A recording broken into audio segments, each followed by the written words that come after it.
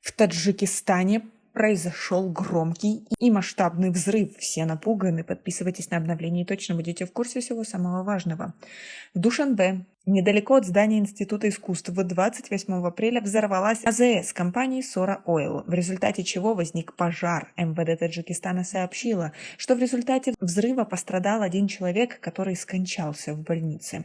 У МВД по городу Душанбе сообщило, что пожар на АЗС по улице Барбат произошел примерно в 15:30 во время перекачки сжиженного газа из автомашины.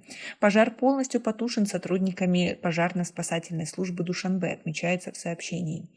Корреспонденты ранее сообщили, что от взрыва пострадали несколько человек.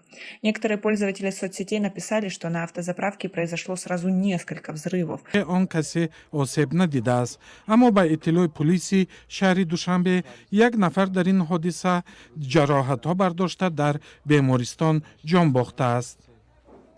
По словам других, пожарные прибыли к месту происшествия с опозданием. Как вы относитесь к такой ситуации и к такой поздней реакции пожарных?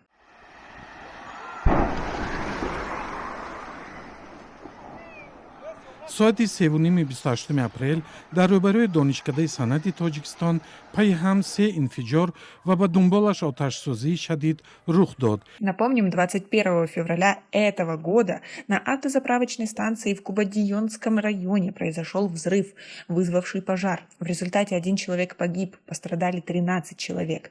В Таджикистане большинство АЗС построено вблизи населенных пунктов. Ранее в результате пожара или взрыва в таких местах были повреждены дома и были жертвы среди населения. Один из таких случаев произошел в прошлом году на автозаправке в столичном районе Сино. Тогда по меньшей мере 29 человек получили ранения. В результате взрыва в 2017 году на АЗС в поселке Бустанкала Кушаньонского района погиб 35-летний Маликхон Малахов, и еще 21 человек, в том числе дети и подростки, получили ранения. Как вы относитесь к такой ситуации, к тому, что в последнее время это достаточно частая история, но никто на нее, по сути, не реагирует? Как вы думаете, можно ли решить этот вопрос?